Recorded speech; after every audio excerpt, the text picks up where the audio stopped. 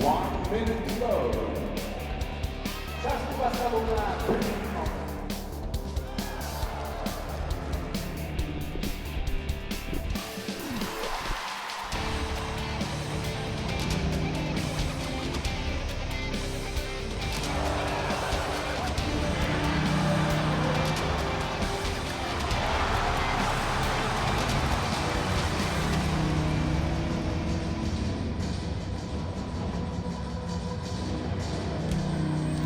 Welcome to Almaty and day 4 of competition at this year's Cadet World Championships. Almaty is Kazakhstan's largest metropolis and lies at the foothills of the Trans-Lily Alatau Mountains. It boasts a wealth of landmarks, including the Central State Museum and Zenkov Cathedral, a Tsarist-era Russian Orthodox church. We're about to get underway with the final block and the first of the bronze medal contest in the under 90 kilo category. This features Elizabeth Flugbeil of Germany. She'll be up against Katarzyna Sobiraszka of Poland. It'll be Flugbeil in the white judogi and Sobiraszka in blue. The referee in the middle for this one is Siniša Skrbić of Serbia. And with commentary on this and all this afternoon's medal matches, it's a very warm welcome to Anthony Corelli. Good afternoon, Anthony. Good afternoon. Yes, if this final block is anything like this morning, we are going to see fireworks. I believe today, I'll have to look at some of the statistics, was the highest percentage of ippon throws out of all 4 days. Just tremendous judo today, and the scene is set. It's very eclectic in terms of who's facing who in the finals, and it's going to be fantastic. Should make for interesting viewing then, as I look at Elizabeth Flugbeil.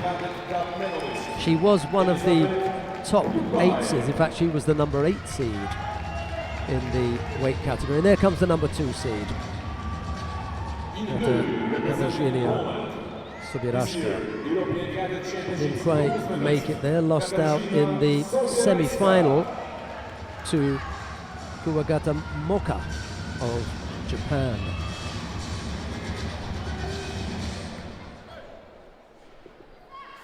And we are underway. Bronze medal contest here, minus 70 kilograms. It's a good thing you said under 70. I think I said under 90. I'll put these girls at a little bit more weight than they actually have. It's the under 70 kilo category. Thanks for that. Now this is cadet, so that is under 18 years of age. Difficult to believe on a day like today when you have minus 70, plus 70, minus 90, plus 90. Was that a score there? Interesting exchange. A little bit of gymnastics there, cartwheeling out of the way to avoid being scored upon.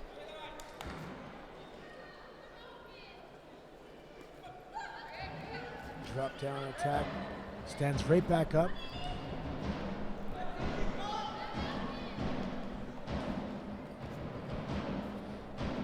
Right hand.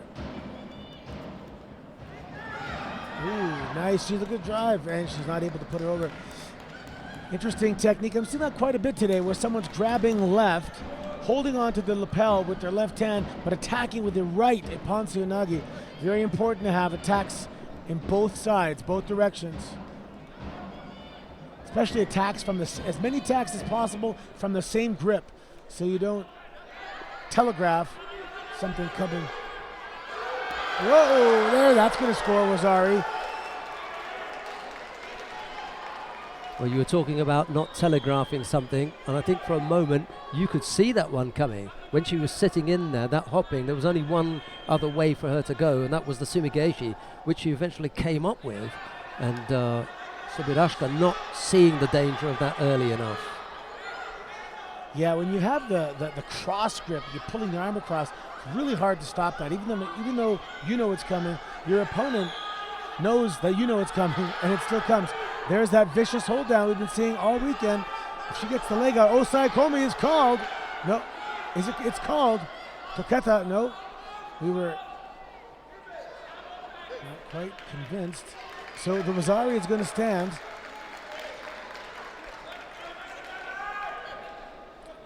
There it is, and back she goes. Almost got out, had the hand down, but not enough to get her off the scoring part of the body. I was slight giggle at the Polish coach there, who was signalling Toketa at exactly the same time that the referee was signalling Toketa. Maybe they want to swap places. So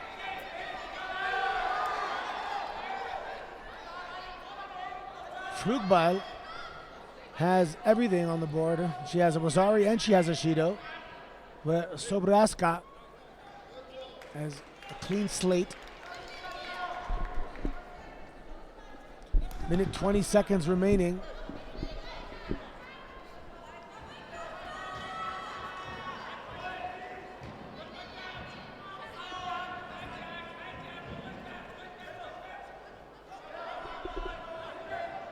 Let's see if Sobraska can, no.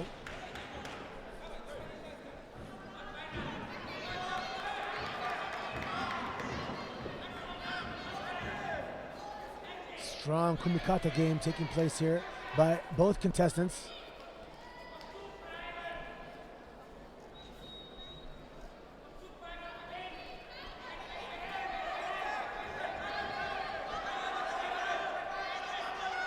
Now with that unsuccessful attack, Sobraska finds herself in a bad situation here. Flugbeil secures, oh no, she lost it. She had the triangle. Yeah, the leg slipped off so easily there that I think when she went to ground at 51 seconds, she was quite happy just to have a look up the clock, which she did. She had a little bit of a stab at trying to get the legs around and everything, and by the time you looked up, 10 seconds had been taken off the clock. She did a good job there. Single penalty. She can afford to burn one here as Sobirashka pushes forward. Yeah, and there is the burn of the penalty. Going to take this one. And now got to stay upright and hold her opponent off for the next 7 seconds. Ooh, nice attack there. That's it now. Sandra Klinger in the coach's chair just punches the air and says yes. Flugbeil earns herself a bronze medal, minus 70 kilograms, and there's the emotion that makes this sport real. The human connection, all the hard work, dedication, and sacrifice. Tears of another kind for the opponent.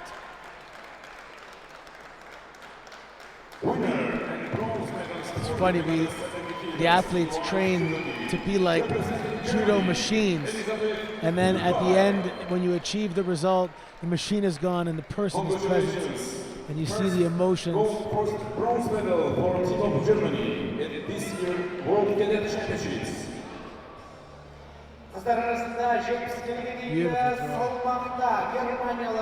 You know, when you look at the execution of this technique here, just look, she's awareness, everything right. I mean, if you had coached that with the arms and the hand, the dropping down, the timing, you'd be really chuffed. But your student had been able to pull off a technique that cleanly. That was really nice. Textbook. Right, we come now to the second of the bronze medal contests. Anna Monta-Olek of Germany goes up against Jarl van Heemst of the Netherlands. It's Olek in the white judogi, van Heemst in blue. The referee in the middle for this one is Ramzi Shamirov of Tajikistan. If Olek is able to win this, that is a double bronze medal for Germany. So the future looks bright in minus 70 kilograms or thereabouts. It's funny because they'll have picked up 2 medals in one category on the last day of individual competition when they've gone 3 days in all the other categories medal-less. In blue, from the Netherlands. Sandra Klinger, the German coach, could have stayed in the chair, couldn't she? Yeah. Because Flugbeil was in white, and so is Oleg. She just sat down and she walked out. Well, I suppose she walked out to accompany Flugbeil on the way out, give her a little tap, and then bring out Oleg. Well, she's going to be hoping for the same result. Here we go. Here we go. Minus 70 kilograms. Bronze medal contest. The second bronze medal contest.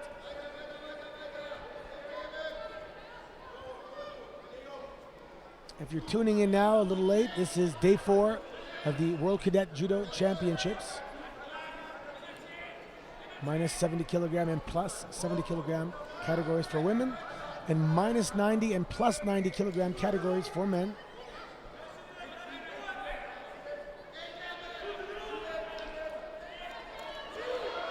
Nice attack there, almost got tilted backwards by Van Hemst. She was the #1 seed this morning, Laura Van Hemst. If you'd like to see some highlights, follow us at Judo Gallery on Instagram, and of course on Twitter at Judo. For not just this event, some of the other events taking place around the world.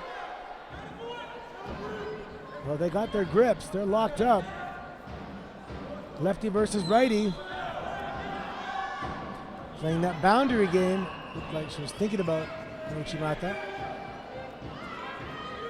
Kind of a feeling out process here. No one's really fully committing to an attack.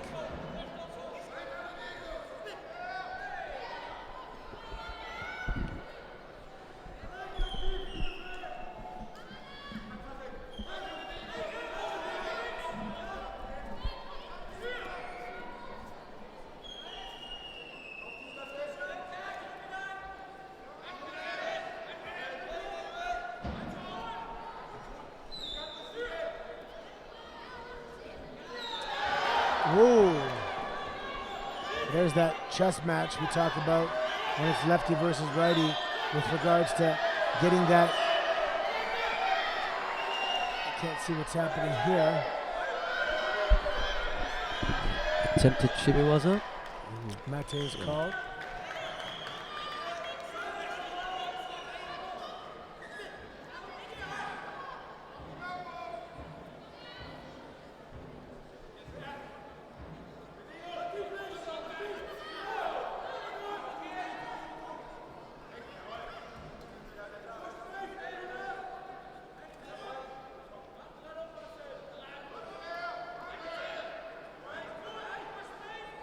I'd like to see someone fake a forward throw and then go backwards.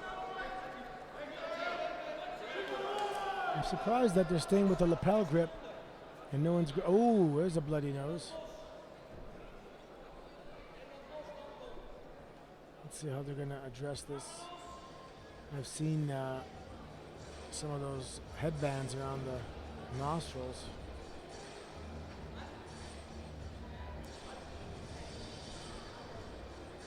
They both got a little blood to take care of. Yeah, I suppose as far as Van Hemst is concerned, it's the wiping off of the blood that's on her hands, whereas with Oleg, it's treating the bump that she's taken to the nose.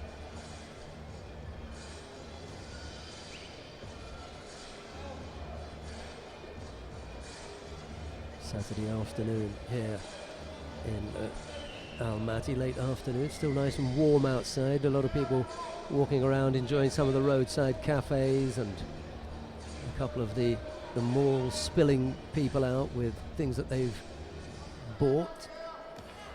There's a gelato place on the way home. I may have to make a pit stop today. Could be a little walk home instead of the team bus. I wonder if these girls will be up for an ice cream afterwards. It's the last thing on their minds at the moment. If they're thinking about ice cream right now. That's Well, I'm kind of ice cream type of guy, you know. I could always have an ice cream. Yeah, that's my weakness.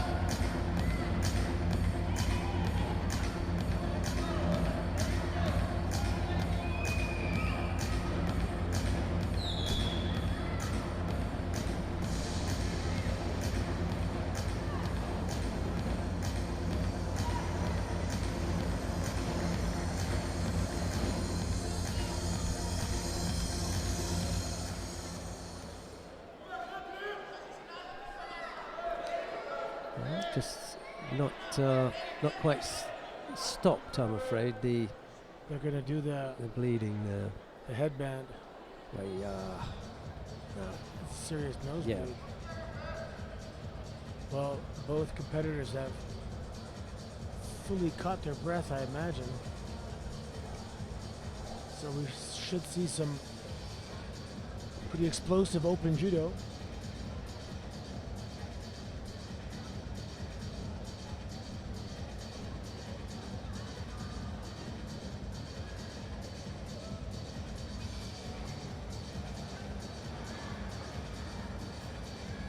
Yes, and we just remind you that today we have the last day for the individuals.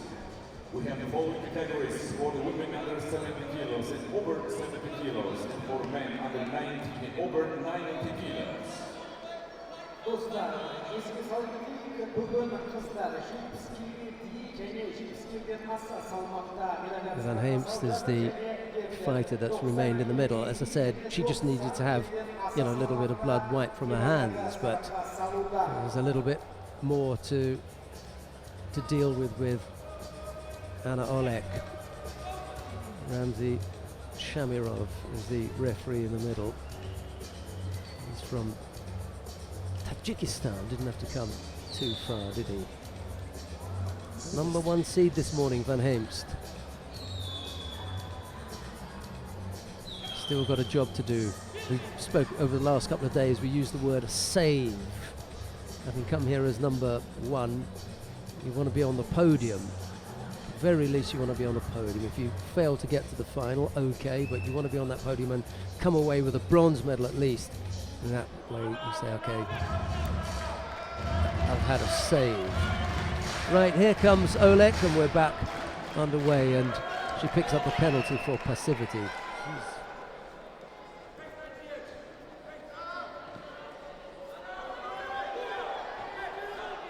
I imagine people that don't necessarily follow judo checking this out and seeing her tape job and wondering what the heck is going on here.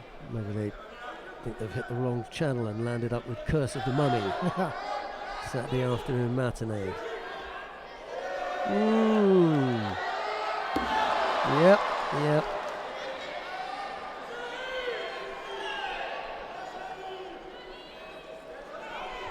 Well, I wonder if they're going to take a look at that one. Yep, I thought so. And if they do, it looks good for Rosari, for me, I think. Slowly worked Tomoenage, and I think it was a good finish. 2 feet. Just about, I think. There's the landing there. Dutch coach thought it was Ippon.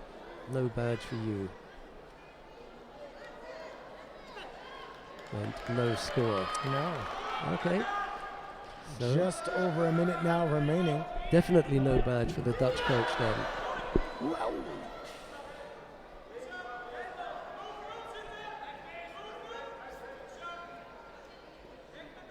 Van Heemst trying to work something on the ground here.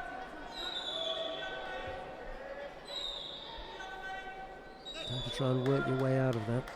Don't want to stick around there on the ground. 40 seconds, this would be a good time to get a score. Absolutely. There's that chess match. Yeah. That lead leg in front of the other. Oh, there it was. So a little bit more. You go a little bit further over. You can take this. Yeah, that's the direction that you've got a better purchase. It doesn't look good. We're going back for her. For Olek, coming across that right leg, she looks a lot more dangerous. Haragoshi, Tayatoshi, maybe Seotoshi if you need to get a little bit lower. And drop down. Ochigari, yeah, almost hooking the leg in. It goes back to the Uchimata, and they step off the contest area, but Van Heemst has picked up a passivity penalty during that exchange. If she reaches up and grabs the arm, she can do the same technique as her teammate.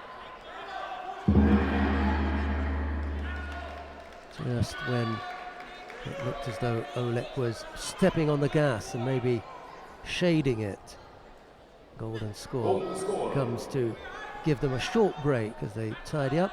Scoreboard turns around and we get underway with the Golden Score period. Oleg just beginning to look dangerous here. Doesn't want to be on the ground either. Give Van Heemst a chance to catch her breath, just settle a little bit and attack her on the ground. Standing up on the right side. Big leg attacks.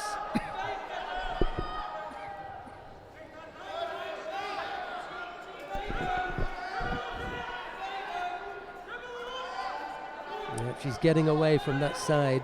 She doesn't want to be there. Find a way to slow her down a little bit. Whoa! Can't do, and over she goes. In fact, that rolling score. Wow. Yeah. It was kind of out of nowhere. I was paying attention to Oleg's offense, and all of a sudden Van Heemst. She comes up with a big finish. Blue, representing the Netherlands, Jan van Heemst. Yeah, well, she'd had the fright. She picked up the penalty. She saw all the attacks that Oleg was putting in, and she realised, I've got to come up with something here. Oh, she's going to steal this.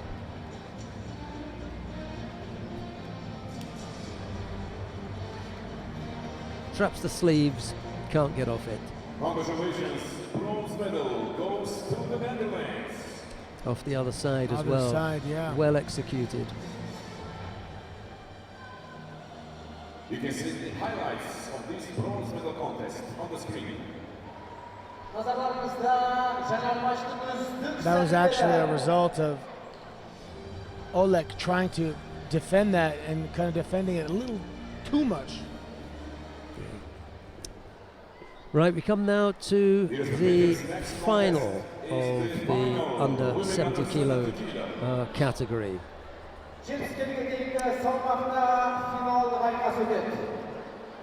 Ai Tsunoda of Spain faces Kuwagata Moka of Japan. It'll be Tsunoda in the white judogi, Kuwagata in blue. The referee in the middle for this one is Ramzadin Saidov of Uzbekistan. I thought I saw Tsunoda wearing a Japanese gi.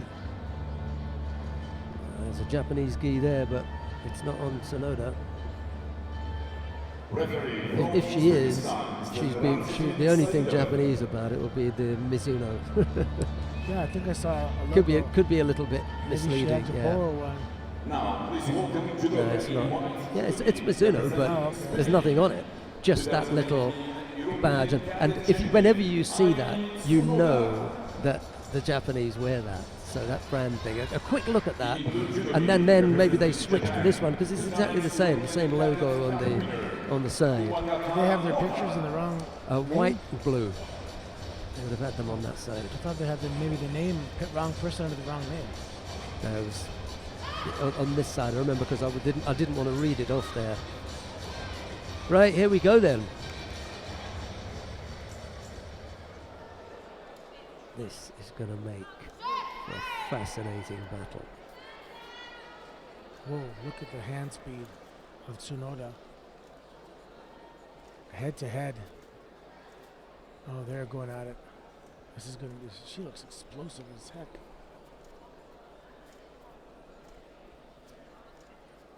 Tsunoda is a little bit like your little fella.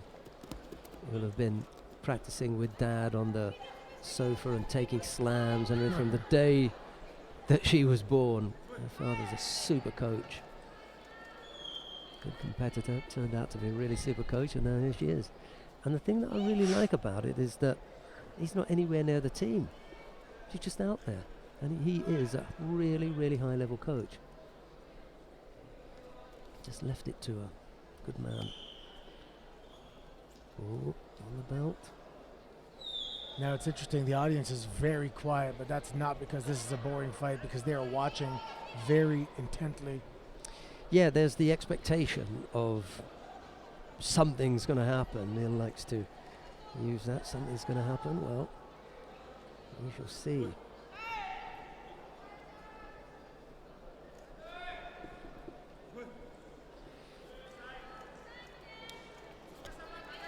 Oh, nice grip now. Got to just get the left hip far enough across to threaten Kuwagata. There it goes. Almost. Couldn't come up with the change of direction. That would have been asking a bit much of a 16-year-old cadet.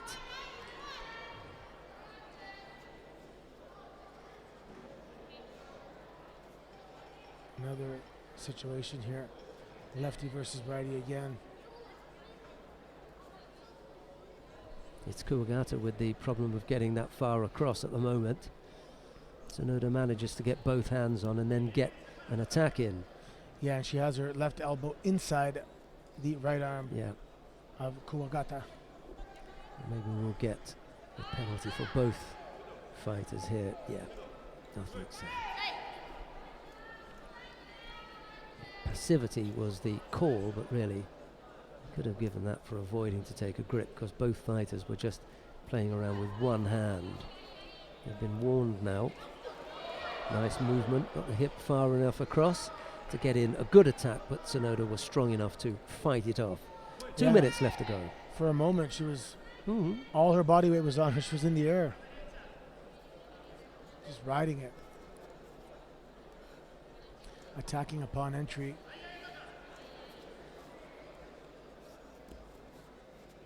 Man, these fakes and feints are pretty fast. You have to respond to them, they're so fast.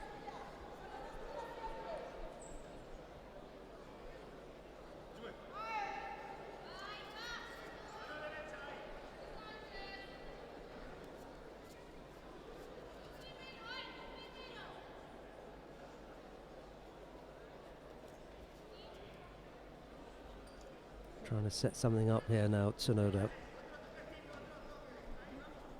Showed a big left side. I wonder if the Tani Otoshi's coming here.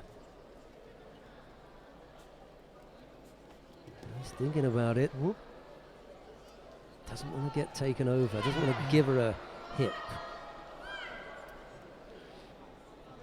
Kuwagata really hasn't broken the balance of Tsunoda at all there.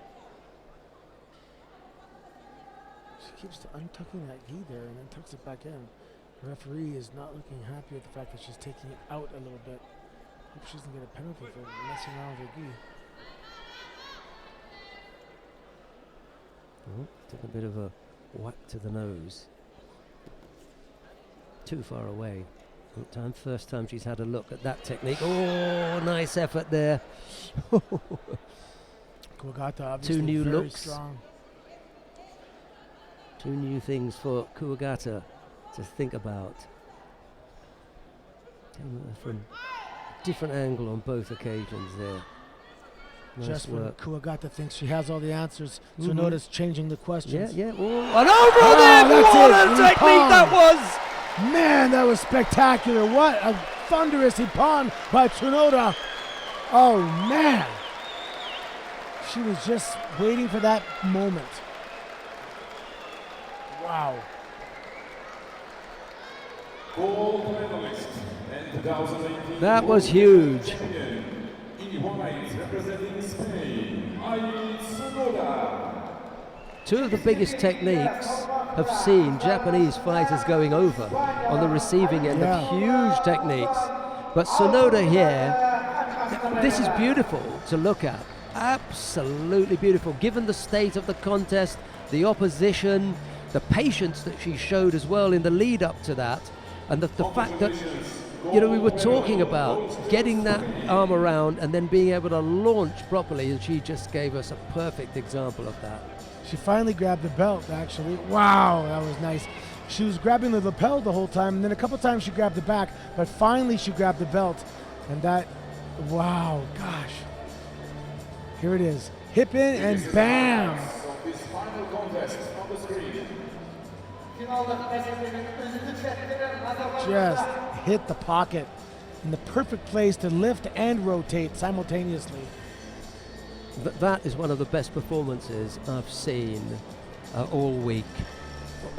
The overall performance throughout the day, that's been one of the best. Absolutely super. And she wasn't seated No. top four at all. No.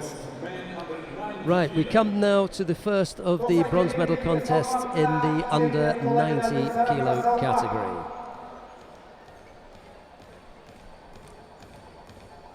Daniel Akogli of Italy faces Todaka Jonosuke of Japan. It will be Akogli in the white judogi, Todaka in blue. The referee in the middle for this one is Vasily Smolin Jr. of Russia. No need for any head bandaging stoppages. Todaka's already got his on. He brought his own. Yeah. Just protecting that left ear. Referee from Russia, Mr. Vasily Smolin. What a thumping that was. That Welcome lift to generated by her representing left hip. 2018 European Oh, I want to Cadets see that again and again and again. The highlights package is going to be beefed up considerably by the addition of that massive hip technique. Blue judogi, Yeah, that's going to make its rounds on social media as well. European Cadet Cup medalist, Todaka Jonosuke. Well, I wonder if we're going to see more of the same with Akogli and Todaka. And I hope we're going to see it in the last few fights. We've had some really terrific examples of good judo, so let's hope for a little bit more in this final block. We've still got a few contests to go.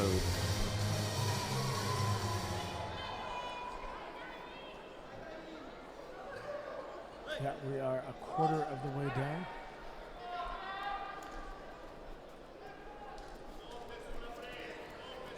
Today's Ippon Day.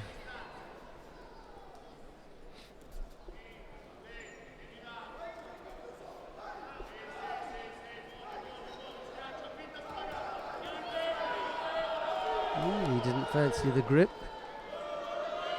Bailed from that particular exchange and is likely to collect Shido when he gets back up. What did he not like? Oh, he's got a nosebleed as well. Jeez. I wonder if it's the altitude contributing.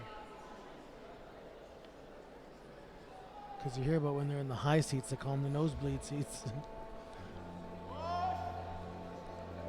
17 years old, Daniele Akogli.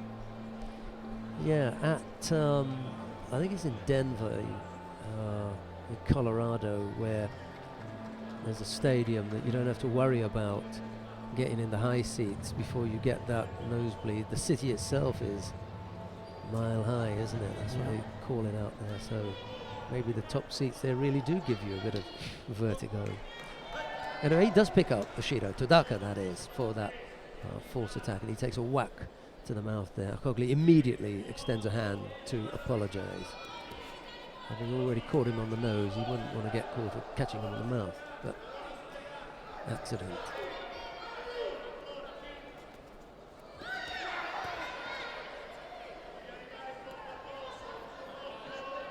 Oop, turnover possible. And then, no, and they would have allowed that after the throwing action, the attempted turnover. We could have had the Asaikomi right there. The old kind of thinking about if it's off the competition area and we're going to stop it. Well, there's no need. A nice big safety area, plenty of room to work. Whoa! Almost came up with that spinning Uchimata there.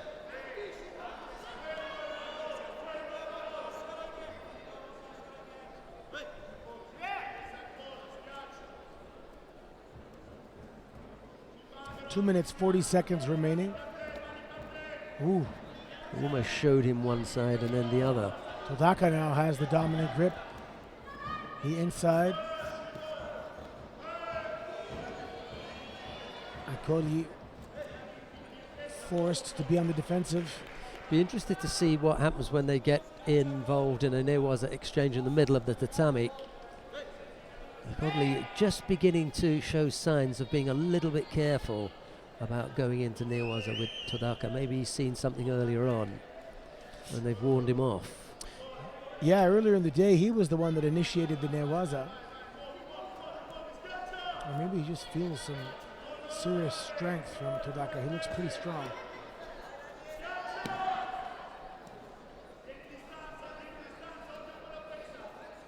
Anytime there's an athlete that's a little bit shorter and at the same weight, you imagine they're thicker, or a little more muscle mass to make up that weight. I like to look for a particular player of the day. Oh, nice Kouchi, just onto his front, Todaka. I'm thinking about Tsunoda at the moment. Tsunoda's definitely in the lead right now. What a gem.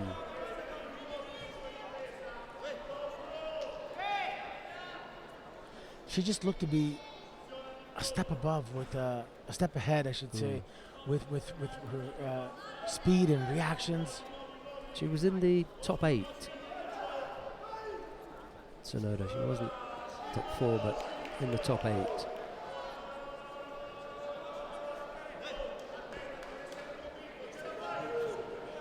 Won every contest by Ippon. Didn't rely on a hand sakumake at all. Never went the distance in any of the contests. Yeah, she was on fire. And she didn't. Oh, only in the last contest she picked up a single Shido. I was going to say she's had a perfect day. 4 contests, 4 Ippon's gold medal win.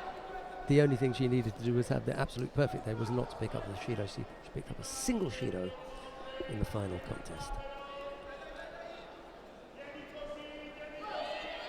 This match is flying by. 42 seconds remaining. No score on the board. 1 Shido to Todaka.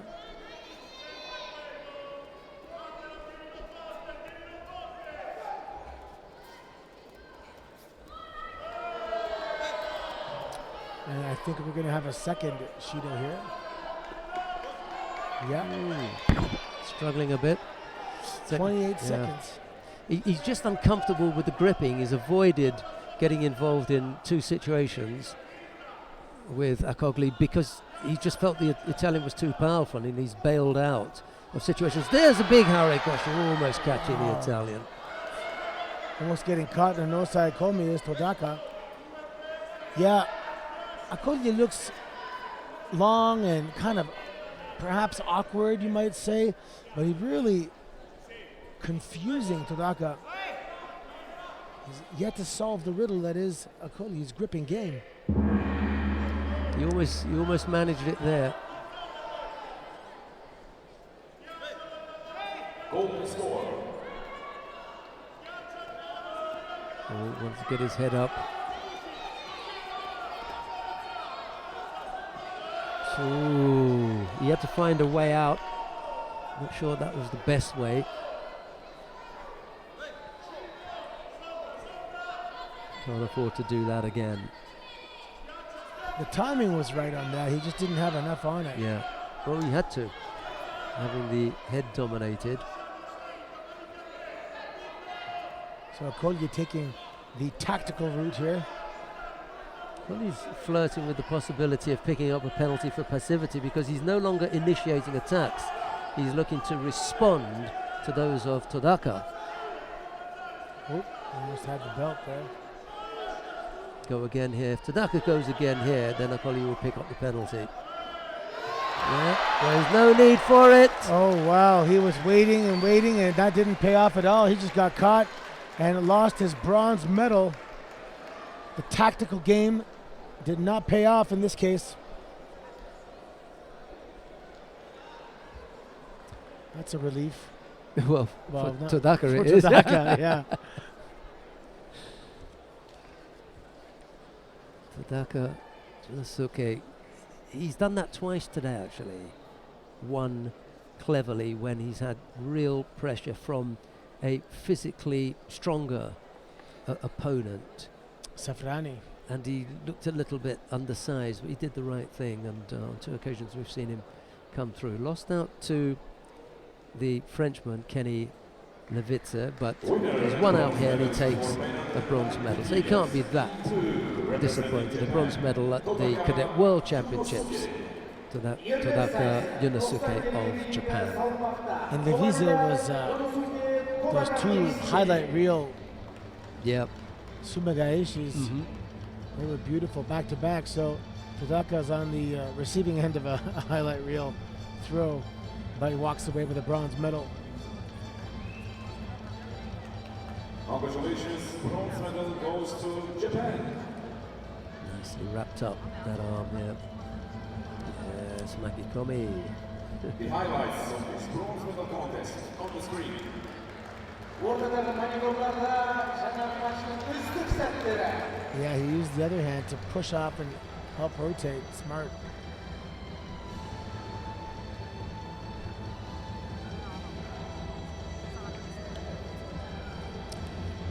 Right, we come now to the second of the bronze medal contest in the under 90 kilo category. Next, bronze medal contest. Benjamin Mataseya of Slovakia faces Roy Sivan of Israel. Roy It's Sivan. Mataseya of Slovakia in the white judogi, Sivan in blue, and the referee in the middle for this one is John Ramakas of the Netherlands. Sivan started off really strong today. He threw his first two opponents for Ipan, then he met someone by the name of Guzenov, and his run came to an end. Let's see if he can regroup. Please welcome judoka in white judogi, representing Slovakia, 3 times European cadet cup medalist, Benjamin Matsesheje. In blue, representing Israel, 1-time European cadet cup medalist, Roy Sivan.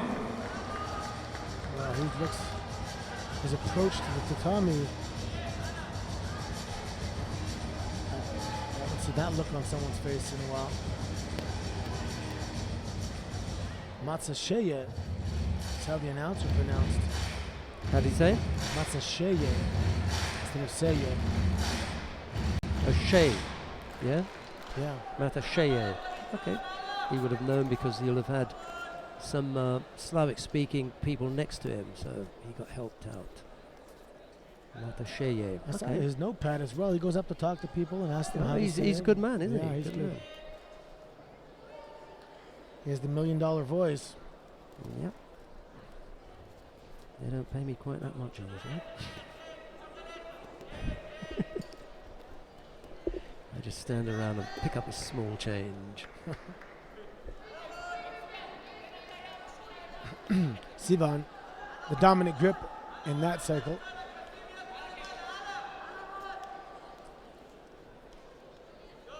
And there it is again, overhand left.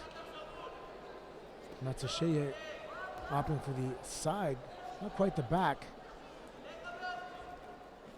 Oh, close, close. As he went in for the throw, he went in and went down. If he stayed there and focused on the lift, I think he could have had a little more success there. A lot of drop down techniques this week.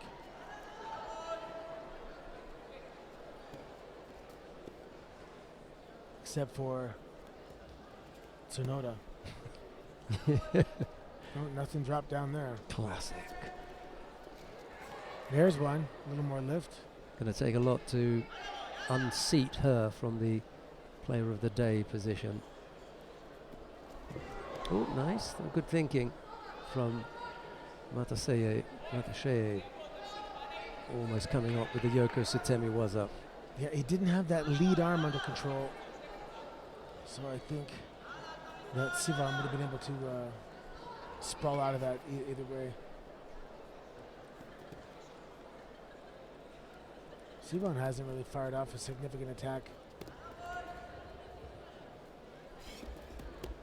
Ooh, there's that chest game. Fake forward, go back. Almost got in deep enough. Little sticky foot action here.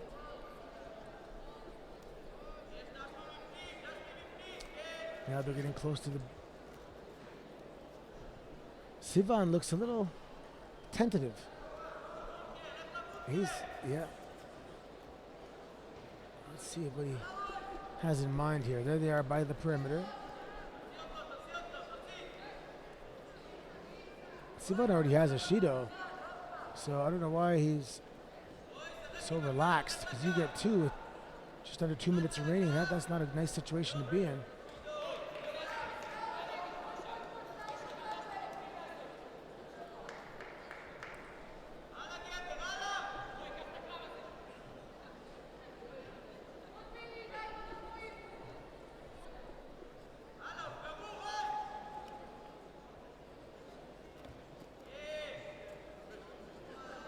Whoop. I don't know if that was a knee-to-knee contact or... He looked like an attempted Hizagaruma from Sivan, and he just caught the knee. Nice combination there. Uchimata to Kochigari. Go for that again. He's getting in. He has those fast twitch hips. Just needs to have that right leg advance rather than the left. When he sees that planted, that's his opening. Oh. Uchigari almost turned him.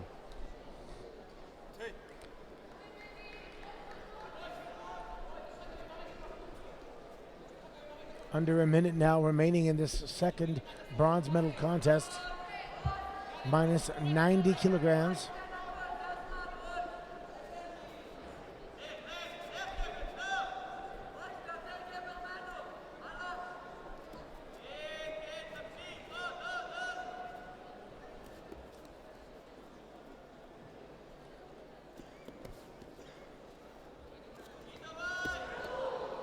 Again, the Yoko Sutemi Waza coming into play. Not quite enough to come up with a score, however. Matsasheye not ripped. You can see he's not, still has some baby fat, so to speak. So he can grow into this division as well, put on a little more muscle mass, shed some body fat, and perhaps be a significant player in the senior division, or well, first juniors. Because he definitely looks strong, and he has those fast twitch hips.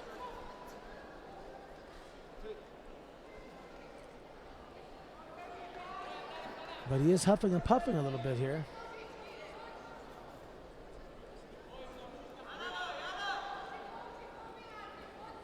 Gasping a little bit for air.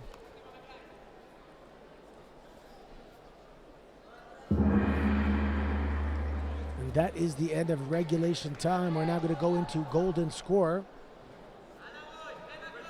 Sivan looking to be the fresher of the two.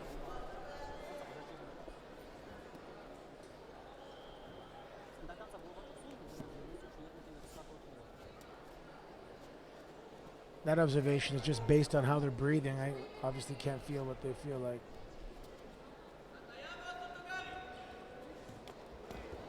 Well, there it was. He went back but lost the grip.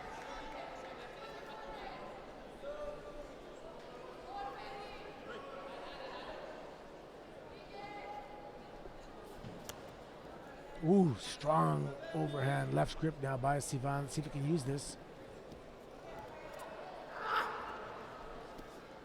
He's going for it now. The belt is so close.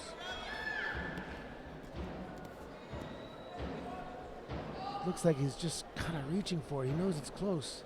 We can't quite feel it. Oh, yes. Ooh, perfectly timed. Well taken over there. Brilliant counter by Sivan.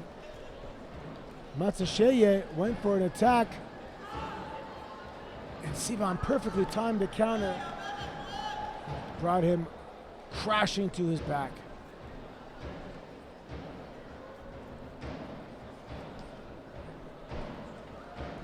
Winner and bronze medalist for men under 90 kilos in blue. Yeah, well, we were concerned for a while as to why it was that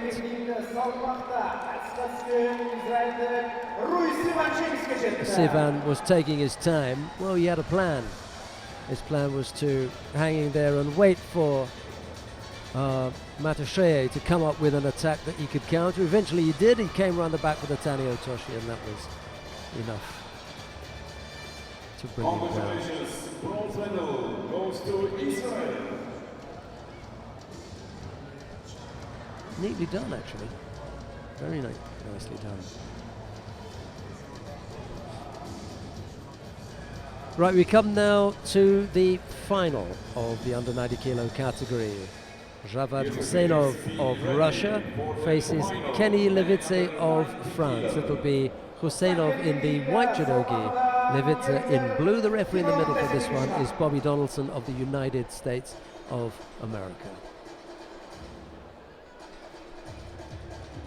I expect this to be a top-notch affair. Both gentlemen look fantastic. Look at Husseinov's demeanor, calm. Levitze looks like he has the nerves that you would expect going into a final.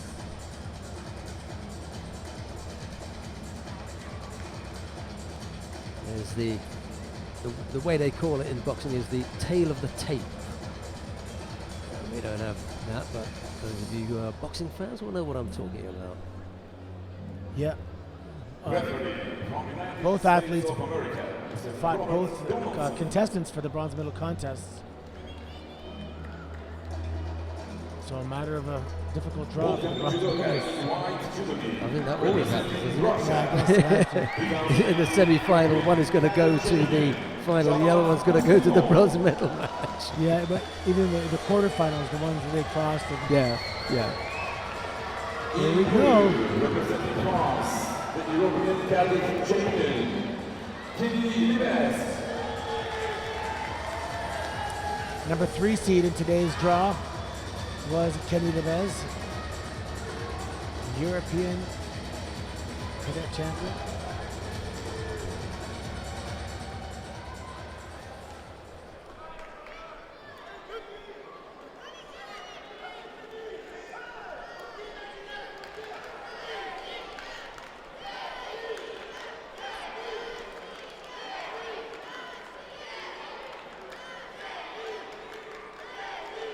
Husseinov trying to get that arm on the inside. Levitze blocking the inside. He has the inside control.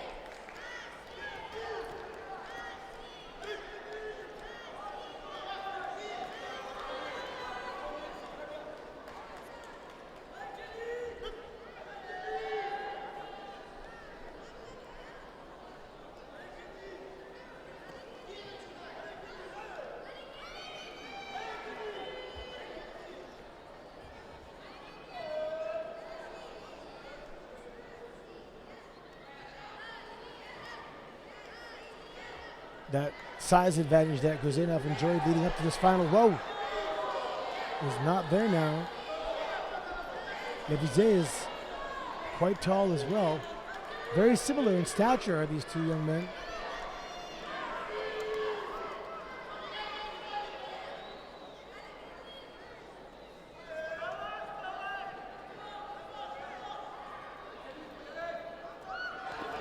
Oh, he's going for it.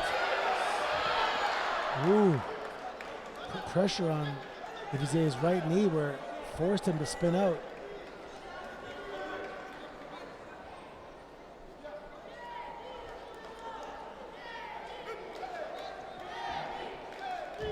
Based on Husseinov's reactions, Levitze is very strong.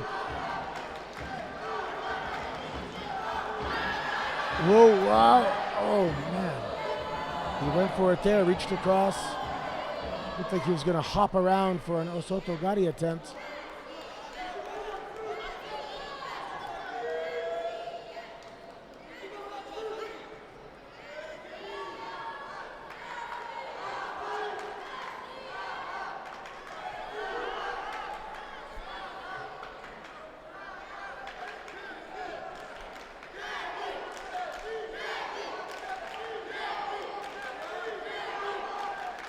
Both athletes already breathing pretty heavy. Not so much strength they're using here. Just to have to use that much strength when your opponent is also coming that strong. Wow, nice attack by Le Bizet.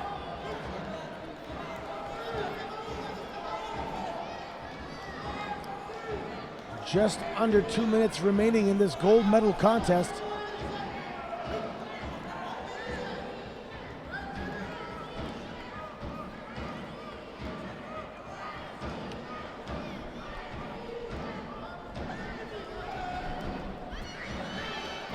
One-handed now. Le Bizet has two hands. There it is again! Did he score with that? Huseynov able to avoid rotation. Well, my concern for Huseynov earlier on was the length of time that he'd be able to be competitive. I thought that he would be able to give out a lot more in the first part of the contest than he has, and he hasn't really troubled Levice at all. He's got to come up with something now. If they review that, his side of his body did touch, but they're already past that, so.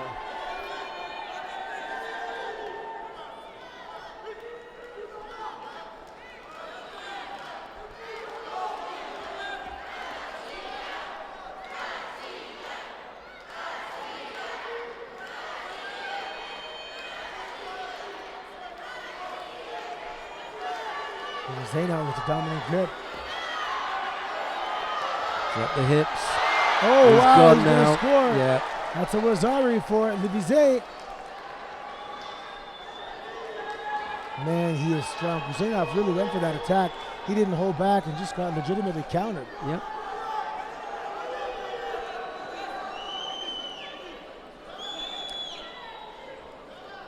Well, I'm not sure what is to be reviewed here. He's either scored Wazari. Oh, the Kouchi possibly from the Russian. No, he's falling backwards. That's very hopeful, but not for me. The thing that's stopping them giving the score then is that the Russian was also in the process of making the Kouchi. He doesn't score, but it wasn't. What it means is that Levice doesn't have complete control because he's being attacked. So you can't say that it's 100% his action for going back. That one is, oh, that's and gonna that be one Pon. is going to score. Wow, world champion Le Bizet from France takes down Huseynov in spectacular fashion. They just seem to find the timing and figure him out.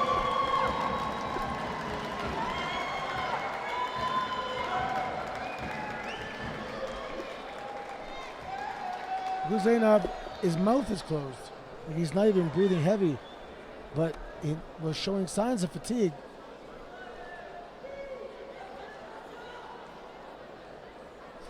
Well, the young Russian has just lost out to a better young Frenchman. That's all there is to it. They were two supermen that were, destined to meet in that weight category. Huseynov, not one of the top 4 seeds, but in the top 8. Levice was the number 3 seed, and they both put out really top fighters. Huseynov put out Sivan, the Israeli, who we saw take the bronze medal. Levice put out Todaka, who we saw take the bronze medal. So these were the 2 best players in the weight category. Nice little twitch there, Anthony. If you see that again, he just shows him a little to the front. Not sure if he reacts, but you never know. Could have been on his heels. There he was. He was. That's that ever so important change of direction. One thing I noticed though, the entire French team was standing and he was doing this clap and they were all doing it. So obviously he's one of the team favorites, really showing some personality there at the end of the match, giving his coach a really nice hug. The future looks bright for Mr. Le Bizet. Right, we come now to the awarding ceremony for the women in the under 70 kilo category. The medals are being presented by the Education and Coaching Director, Mr. Mohamed Marija. To show this much promise this early on and to have that system behind you, that's really going to help his polishing. The first of the bronze medals goes to Jarl van Heemst of the Netherlands. There's a bronze medal also for Elisabeth Flugbeil of Germany.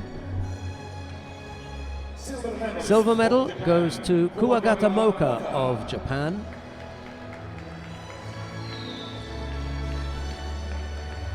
But the gold medal goes to Ai Tsunoda of Japan. Spain. Oh, goodness me, I'm so sorry. Her name does sound Yeah, I know. Japanese. What a misleading. Ai Tsunoda of Spain. Oh, my goodness. I'm lucky you're here, Anthony. And she's not 90 Do you know kilos something? either. Do you know something? It's the first time that I can ever remember in whatever number of years of misidentifying someone coming from a particular country. Guess it happens to the best of us. That's because earlier I said she had the Japanese gi, maybe. No, I just got that one wrong. Thanks for that, but no, that was a mistake for which I at this apologise. throw. I Gosh. apologise to all the Spanish supporters out there. I apologise also to the Japanese. It wasn't you that won the gold medal, it was Ai Tsunoda of Spain. And now the national anthem of Spain.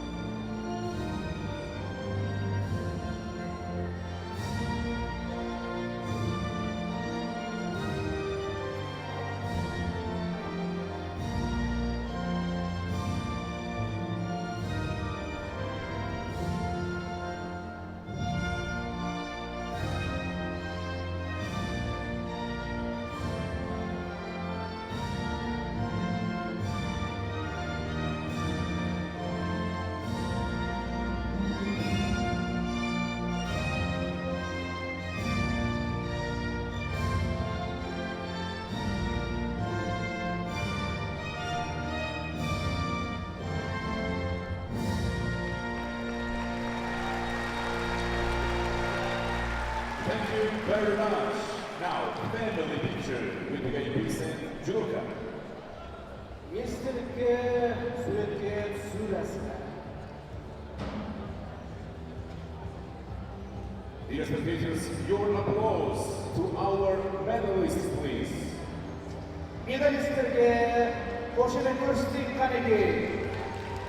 Look at the height difference from the bronze medalist to the gold and silver medalist. Yeah.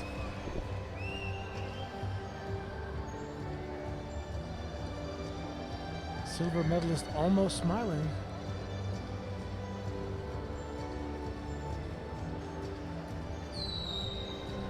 Well, it's the first ever Cadet World Championship gold medal winning performance for a Spanish athlete. They've had senior world champions, Isabel Fernandez, and of course, a couple of years ago, Nicholas Sherazadishvili winning in the under 90 kilo category. Same weight. Yeah. Okay. Right, we come now to the first of the bronze medal contests in the plus 70 kilo category. Hilal Öztürk of Turkey faces Liz Ungelebeya of Francis Öztürk in the white judogi in Gelebeya. In blue, the referee in the middle for this one is Frank Dirge of Germany. Referee from Germany, Mr. Frank Deutsch. I didn't see too much of Ngelebeya today, but Öztürk looks fantastic today. She is so strong. In white judogi, representing Turkey, 2018 European Youth Olympic Festival Champion. She lost in the quarterfinals, so she had to also win in the repechage and really earn this bronze medal opportunity. Representing France, 3 times European Cadets Cup medalist, Almaty.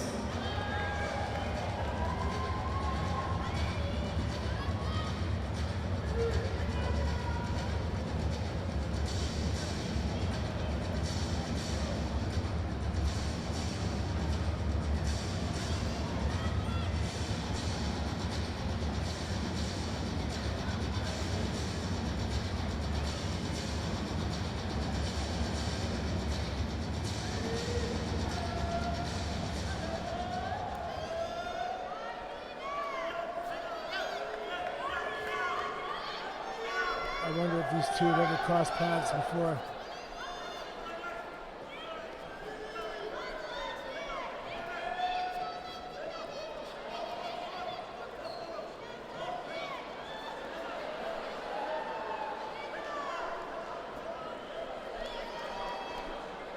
Ngelebeya,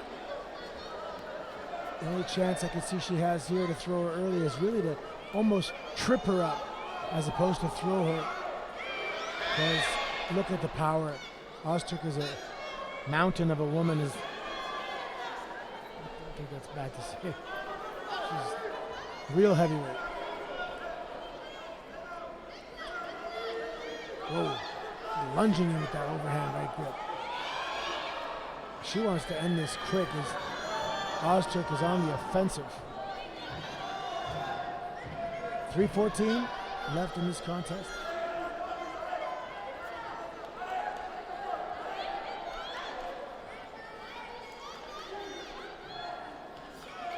There she goes, no.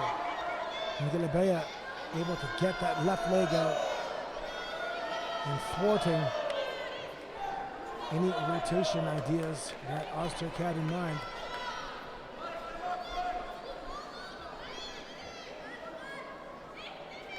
Ozturk moving forward.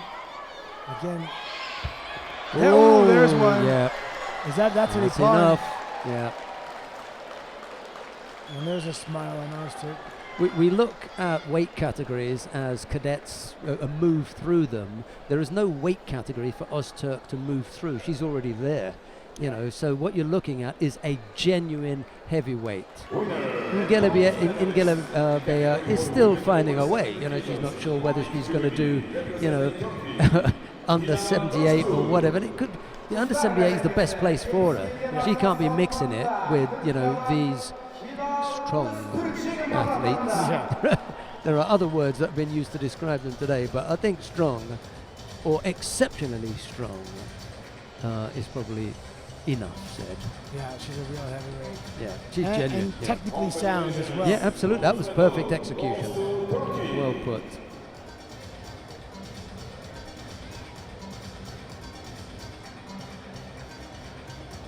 How do you stop that?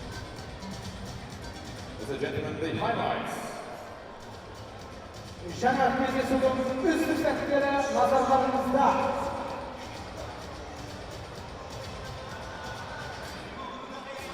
And there's that yes. She knows it's over, and she has earned herself a bronze medal.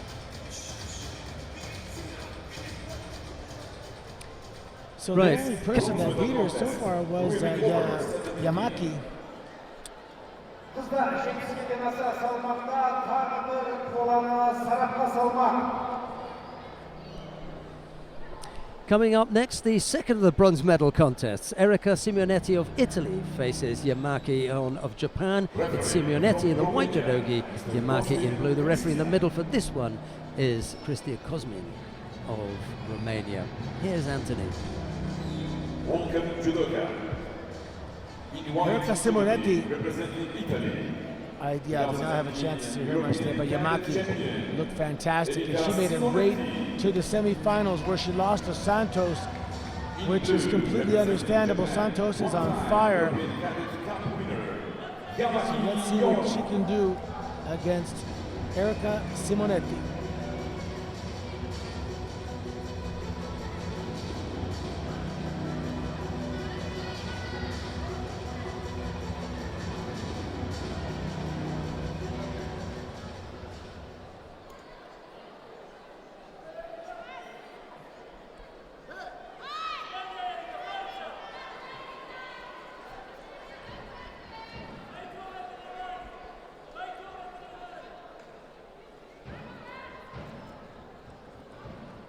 Simonetti trying to get that grip, but Yamaki looks really strong.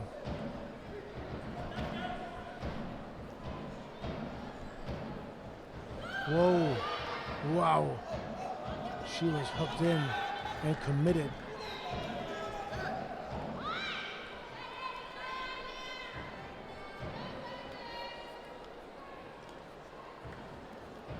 I want to see that again. There it is. Whoa, Yamaki came in a little bit off balance. Kind of reached in a little bit instead of having her upper body forward. So unable to finish that.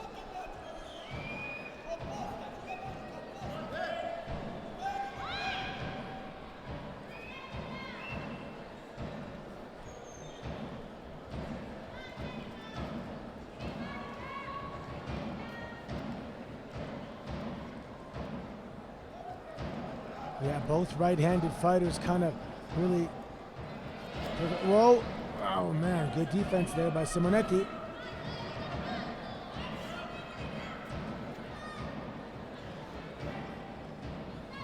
Simonetti was on top in that Newaza exchange, and Yamaki able to pop out and get on top herself. Mate called. They're going to meet in the center of the tatami.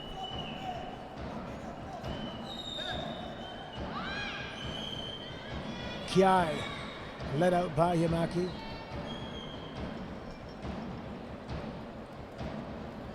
There it is. Nope. She has the overhand right grip. Changing directions. She went for an Uchimata, a Kochi, and a Kosoto. She's just linking one attack to another in a chain of attacks, if you will. See, the same thing really for Simonetti. You know, you cut a couple of kilos, maybe she's 82 or something, but you cut a couple of kilos there from you. You are a real powerhouse at under 78. Yeah. Yamaki, she ain't cutting that kind of weight because we know where she's going. It was a good effort. Ouchigari right-sided from Yamaki, but she is also going to be, you know, the real article at plus 78. Yeah, she. Oh, boy. look at that. She It's was- going. She wants that Kami Shiogatami, not going to give it up. There it is. There it is. Well, Yoko Shiogatami will do as well. Why not? Yeah, and she Classic. has- Yeah. Simonetti's arm is kind of trapped, the right arm. Yeah, she really wants it under the head. Yeah. And at the moment it's over the head. That's why she's been able to use that right shoulder to get some leverage. If it's underneath there, you don't get that. She's not going to be able to get out. 2 seconds left. That's it. So excellent balance demonstrated there by Yamaki. As Simonetti was turning, she was constantly crawling forward, keeping that pressure on top of her, adjusting her body weight as the hold down went on. Yeah, she'd gone over the head rather than underneath. When you're underneath, then you trap the shoulder closest to you, and then you can use your head against the far arm. When you take that far arm, that inside one, that shoulder, that's free. That's the one that they're using to lever you up. That gives them that little bit of chance. That's why that little term, kazuri, the broken side holding, isn't as strong as just a straightforward Yoko Shiogatami. Kazuri is always, there's some break in it, there's some difference in it, and it's always that little bit weaker. Yeah. Still strong enough to hold her off though. Good one from Yamaki. So both bronze medalists coming from the top half, actually both coming from Pool B. The victory of Yamaki Yon, Japan. And then of course Santos also from the top half. It's only Pedagogova who is in the finals from the bottom half of the draw sheet. And Medina Pedagogova was seated number 3 here. And here come the two fighters. The final of the plus 70 kilo category, Ana Santos of Brazil faces Medina Paragulova of Kazakhstan. It's Santos in the white judogi, Paragulgova of Kazakhstan in blue. The referee in the middle for this one is Turbat Sensing of Mongolia. Yeah, this is interesting. It's really the audience and Paragugova, everybody together against Ana Santos. Welcome the referee from Mongolia. This is Turban Estetik. I can't wait to see Ana Santos out there. She is Now, please welcome Judoka. really won me over today with her fighting spirit. What do we say about the under 90 kilo category, Husseinov and Levitsa? The longer that Husseinov stayed on the mat, the worse it was going to be for him. Levitsa was only going to get stronger. The longer that Santos has to stay on this tatami, the more Paragugova has a chance. She's just so strong, she's so powerful. You know, if Santos gets going here, she'll just steamroller Paragugova. She needs to be out there a long time, wear down her opponent, get rid of some of that power, get rid of that strength, and hang in there to see if she can come up with something. Personally, I don't think it's going to go 2 minutes if Santos fights like she did earlier. There it is. Oh my Lord. And she's going to steamroller over here and get it. Nope. Man, she is the real deal. I didn't see her age. I imagine it's 17 years old. She can fight in the senior tour right now. Overhand grip, very strong. Paragugova is in trouble. Oh, there's a that she scores! Now here's the thing. This changes everything. Yes. Chance for the Osakami if she can roll. This is a huge task in more ways than one. Wow. Okay. You know what? In terms of timing, not the best time. Not the best time to come up with a score. Well, yeah, with 3 minutes 11 seconds left, I think Santos got a little bit ahead of herself there. Yep. Trying to steamroller. Her support leg. Oh, there it is. He pawned. Woo! I don't know. She may live to fight another day here. She made a mistake once and did not make it the second time. Let's have a look at what they're going to give as far as the landing is concerned here. The audience is disagreeing with that. Right, the action is under review and what we're looking at is the landing. Yep, that's going to be enough. Both the elbows are going to go down. She may not have gone, on her back, but that is what they give as far as the rule is concerned. Hey, it's done. Oh, she thought she was going to get another go at it. And the audience wanted another go. But yeah, you know what? Just that little extra added bit of excitement. Woo! That was a good showing for Paragugova to score on Santos. Yeah, absolutely. She may have been the only person to score on her today.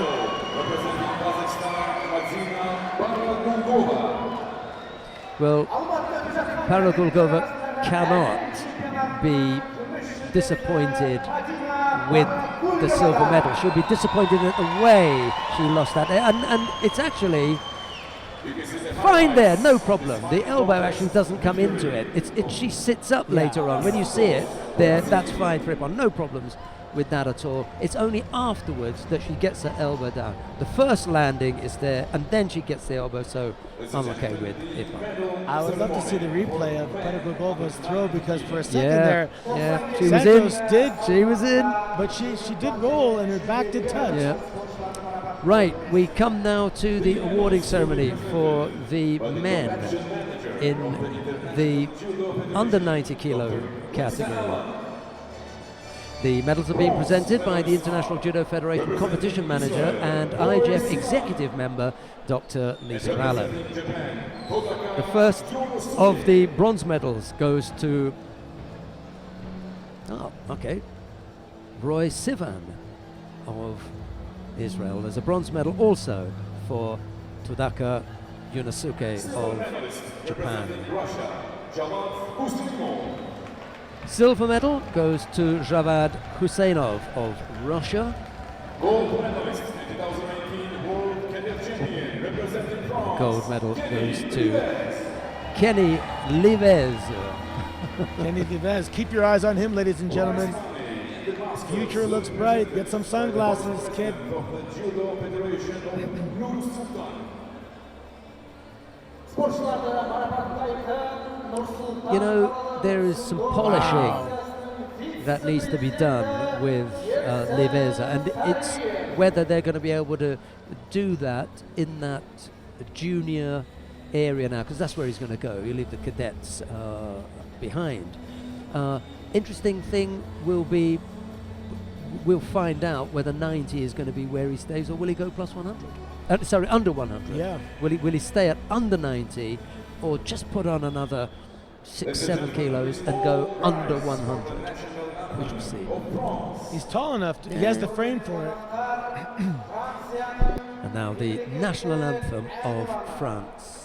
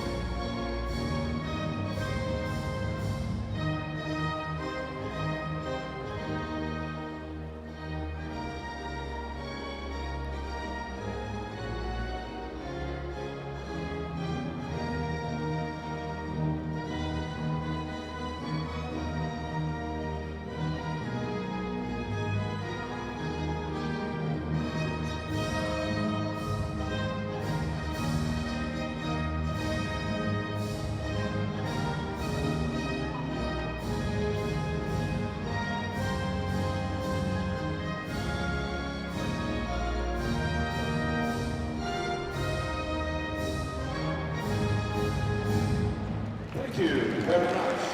Now, family picture with VIP Saint Judoka.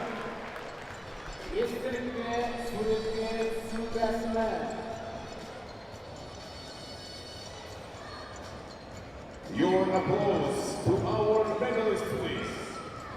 Sporcularga mola gösterdik. Tuğol Şapala.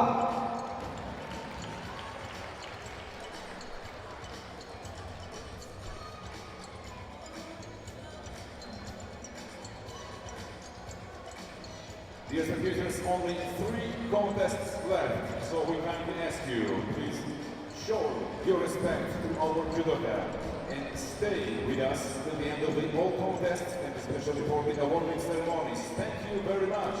Going to have a look at that player of the day again, I think. Yeah, Santos. Leviz is in there with a look, isn't he? Leviz, yeah. Also Santos. Not just because the finals, because she breezed through the whole day. We had that one little scare. Right, coming up next, the first of the bronze medal contests in the plus 90 kilo category. Hussein Mamadov of Azerbaijan faces Sugawara Mitsuki of Japan. It'll be Mamadov in the white judogi, Sugawara in blue, and the referee in the middle for this one is Ofer Ben-Zvi of Israel. Referee from Israel, Mr. Ofer Ben-Zvi.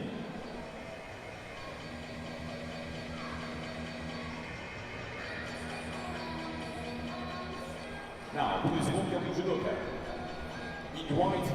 I don't think there's been a weight category that didn't offer us up something not just interesting or good to look at, but something spectacular.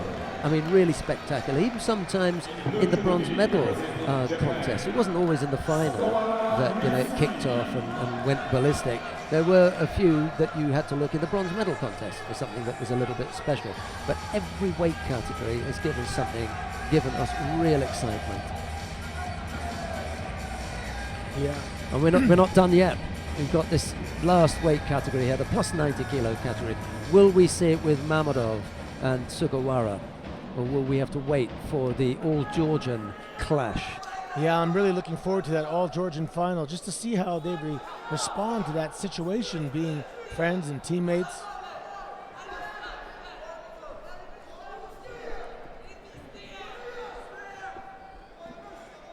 Mamadov had a very good day, of course.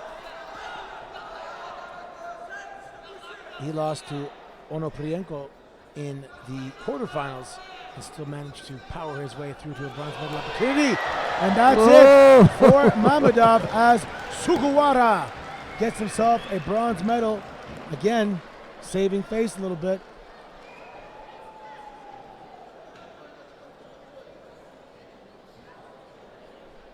I like that term, you know, save. When you go away from the World Championships with the bronze medal, okay, even if you went as #1 seed, you still medal. You know, it's in the end, I say.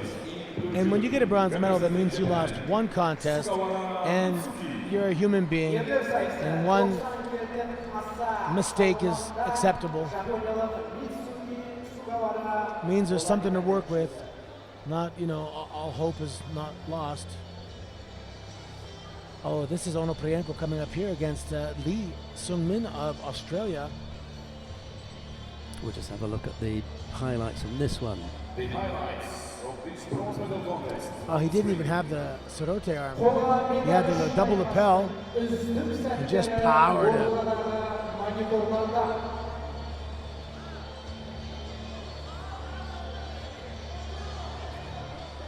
Just waving to one of the former stars of Kazakh judo, Gulzan Isanova.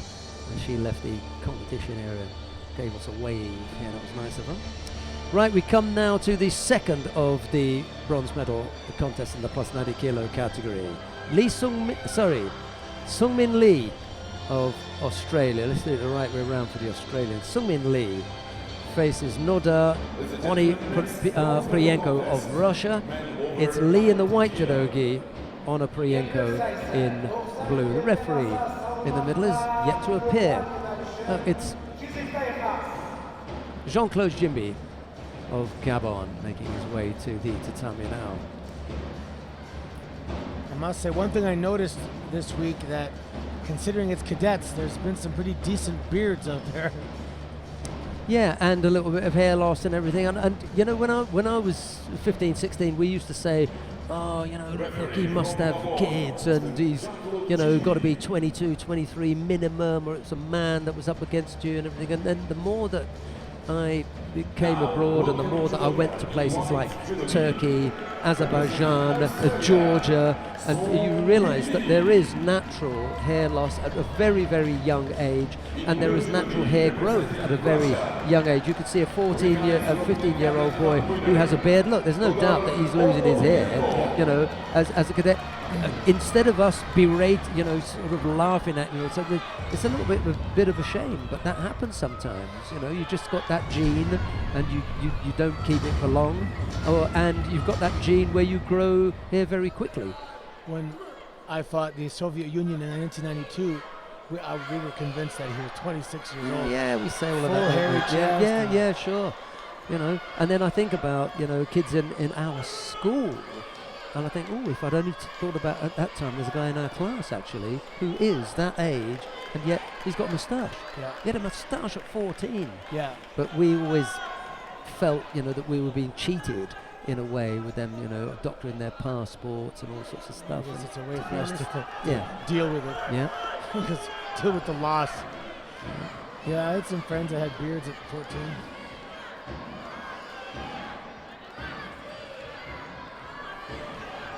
Nice attack there by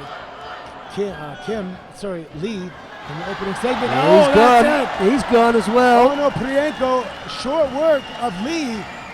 Lee disappointed, obviously, pointing to the Russian flag on his judo gi. No shame in the performance from Lee Sung-min. He put up a really, really good effort early on. He looks as though he's got something about him as well. You know, I think the Australians have got someone that they could really look to develop in Sung-min Lee. I find it so difficult to say it that way round. Anyway, Onoprenko it is who takes the bronze medal. Arsene Galston is the coach who gives him a tap on the back and say, good luck, pal. So yeah, Onoprenko only lost Congratulations, bronze medal goes to Demetrishvili. Russia.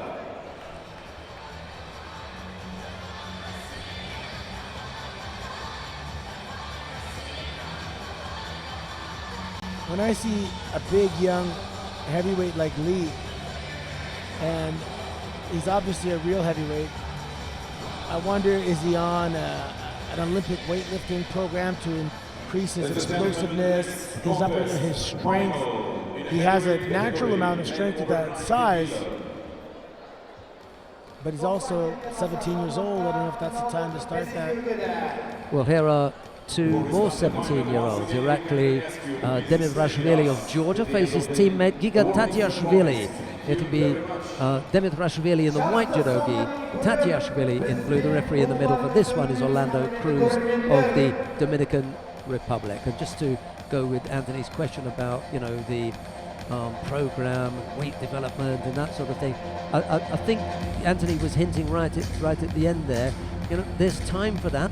We can get to that. They're only 17 years old, and if we just polish the judo, which takes a much longer time than learning how to, you know, pump some iron, let's spend a bit of time polishing their judo and getting them in the absolute best shape that they can for judo. And when we need to fine-tune things and, you know, help them along to increase, you know, strength, power, explosiveness, that kind of thing, even sometimes movement, taking them away from judo-based things to, you know, dance and, you know, ballet for women sometimes. You know, there are other things that we can do to help along, but the first thing is to, you know, get the judo sorted out.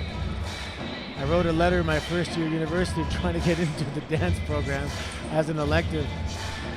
Just thought it'd be a great place to meet girls. Well, I was going to say there are plenty of classes that I tried to get into, but none of them were to do with judo.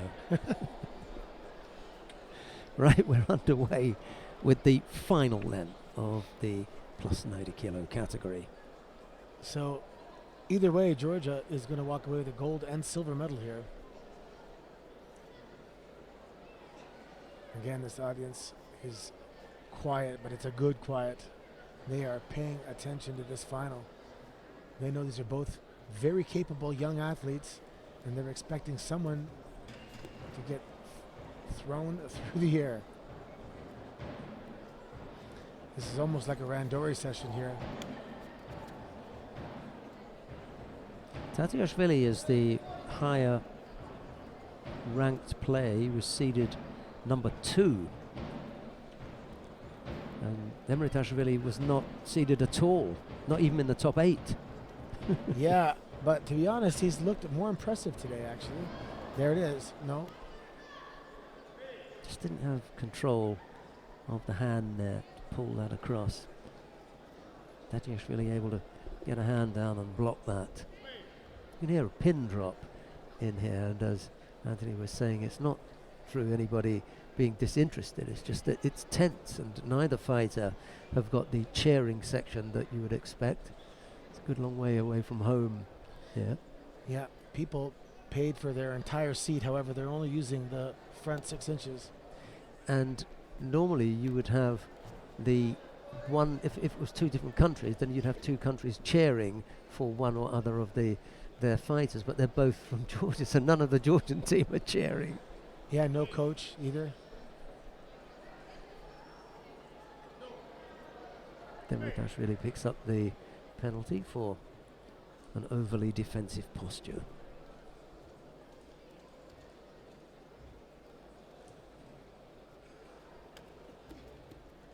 Man, he moves fast. Tried to rush him there, didn't he? Good grip though. Tried the little ashy was-up. Tatiashvili went to ground, but just to his knees, and there was no chance of picking up a score from there. When you look at their body mass index, Demitrashvili has a little bit fitter looking physique than Tatiashvili. I mean, they're heavyweights, so that kind of comes into play when there's a weight limit.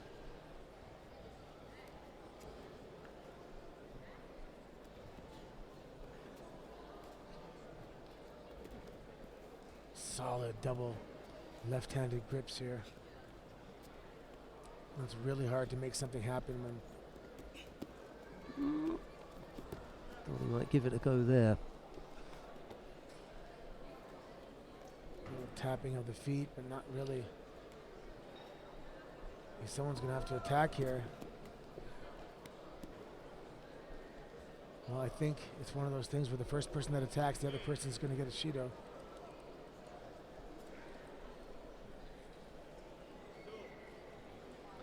And they both do now. So Dematrashvili's back is against the wall with a minute to go. And that we were afraid that this might be one of the outcomes due to them knowing each other so well.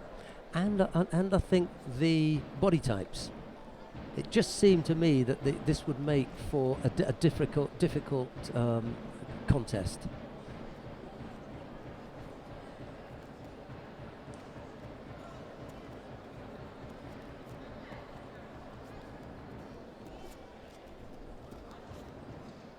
Demitrashvili looking the more likely to come up with something, given that he's the only one who's really attacking. Yeah, he's picked up 2 penalties. 20 odd seconds left to go. What a way to end the competition for one of these two to come up with a thumping ippon.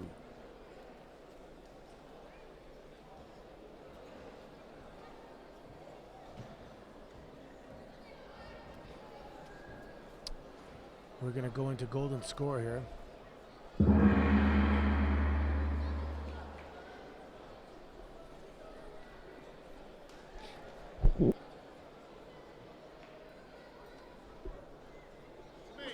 Golden score.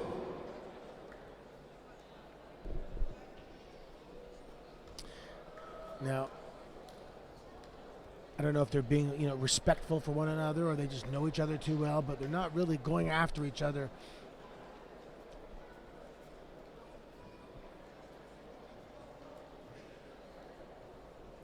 Yeah, both Demitrashvili and Tatiashvili were a little bit more explosive in their respective routes to the final. Here comes an attempted Makikomi. He couldn't get his body across, just threw the arm over and then had to bail out of that. And both these guys look so strong. And Demitrashvili, the busier of the two right now.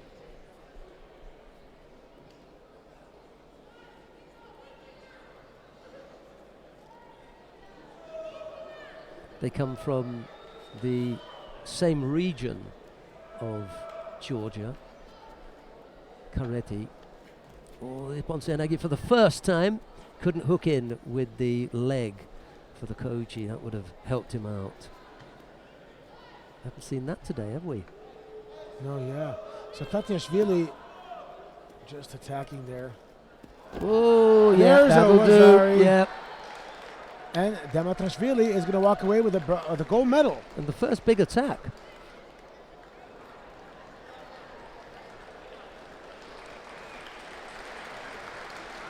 So the second-seeded Tatiashvili coming second.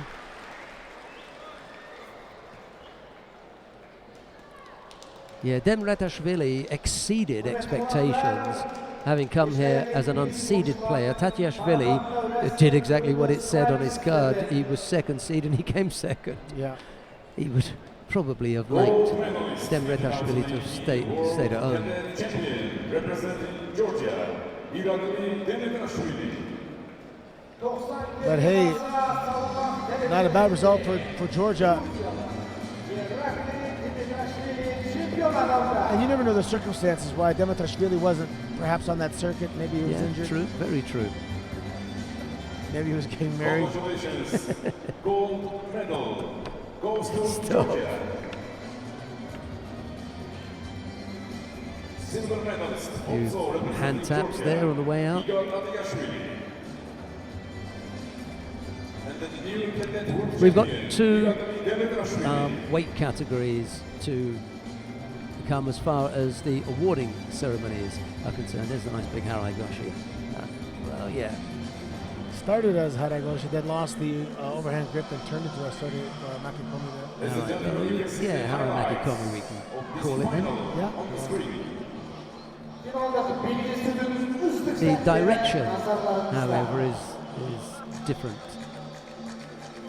So Maybe we just stay with the Harai Goshi where he lost the arm. Ladies and gentlemen, Right, we come now to the awarding ceremony for the women in the plus 70 kilo category. Kızlar arasındağı bәсекенің 72-ден аса салмақта жеңімпаз және жүлдегердің спортшыларды марапаттау рәсімі. the medals will be presented by the director of sport of the National Olympic Committee of Kazakhstan. Марапаттау рәсімін өткізетін халықаралық олимпиада комитетінің спорт директоры Елсияр Қанағатов. Bronze medalists are representing Japan, Yamaki Yon. The first of the bronze medals goes to Yamaki Ion of Japan. There's a bronze medal also for Hilal Öztürk of Turkey.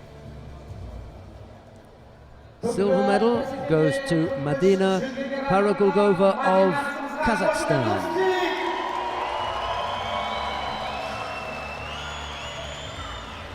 The gold medal goes to Ana Santos of Brazil. Ana Santos. A real find for the Brazilians. She looks like the real deal. Prize money and the mascots will be presented by the executive director of the Kazakhstan Judo Federation. Марапаттау рәсімін өткізетін Қазақстан Judo Yes, when she got taken down. Just got that support leg hooked and she just kind of got, yeah, she just fell on it really. Because first she goes on her knee and then taken back. And she comes up with a And she says, something finish. fool me once, shame on me. Fool me twice, shame on you. I don't know if that applies exactly. But she won the gold medal. Ladies and gentlemen, please all rise for the national anthem of Brazil. The national anthem of Brazil.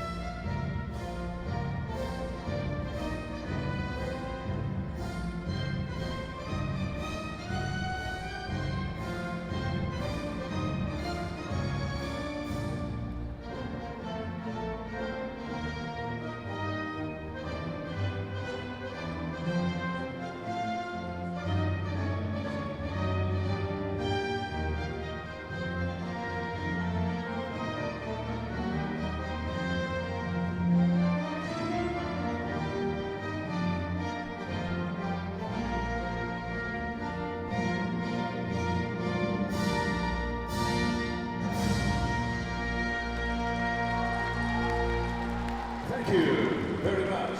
Now, family picture with VIPs and best judoka of this category, women over 70 kilo.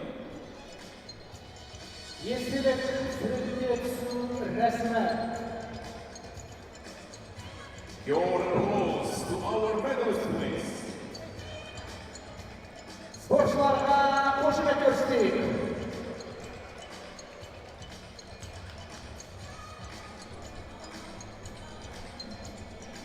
Қазақстан қоржынына күміс медаль әкелген Madina Paragulgovаға тағы бір қошеметіміз.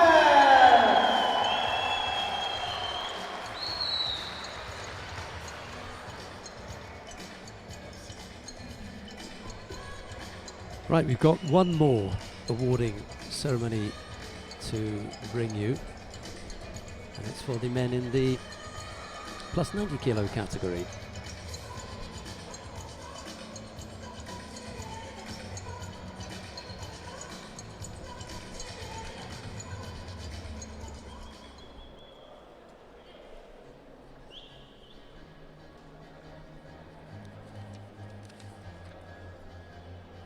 Now, a reminder that although today is the last day of individual competition, we're going to be back tomorrow when we bring you the mixed team event.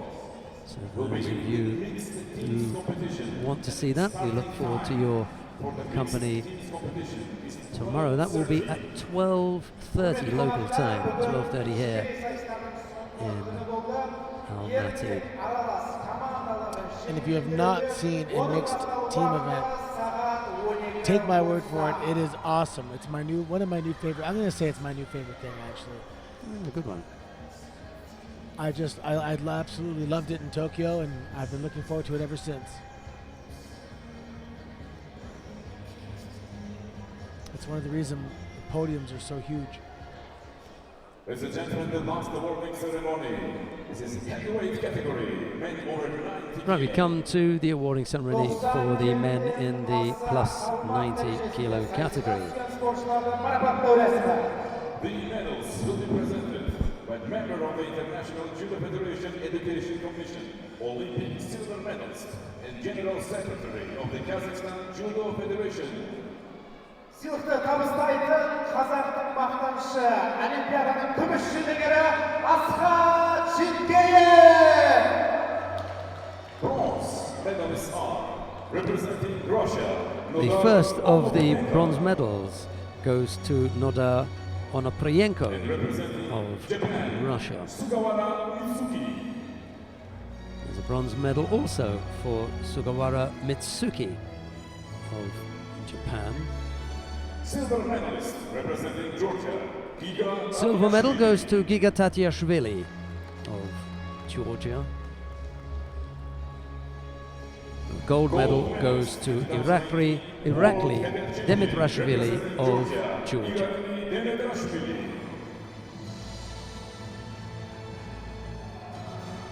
Prize money and the mascots will be presented by director of Ahmedov Sport School in Almaty. Сыйлықты ұсынатын Алматыдағы Ахмедов спорт мектебінің директоры Сильхан Караков.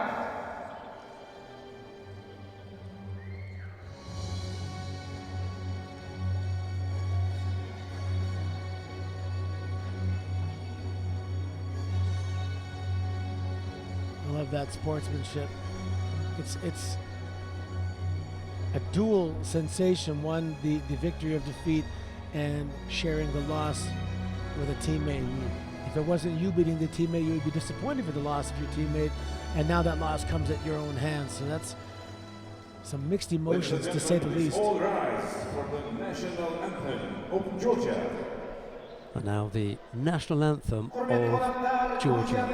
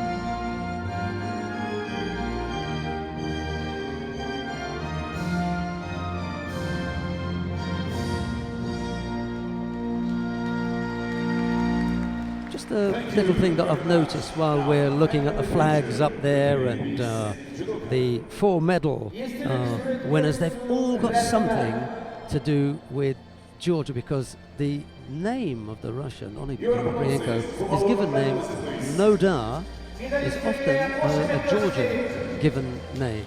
And then, of course, you've got the 2 Georgians there. And then the Japanese, well, he's got red and white in his flag. Yeah, there's a relation everywhere. Right. Japan end up on top of the medal table with 4 gold medals. Turkey had 2, and then there was 1 each for Russia, Kazakhstan, Italy, Brazil, France, Georgia, Hungary, Chinese Taipei, Spain, and the Czech Republic. We'll see what happens with the team event when we come back tomorrow for the final day of competition here at the Cadet World Championships in Almaty. But from Anthony Corelli and myself, it's bye-bye time. See you tomorrow for the team competition.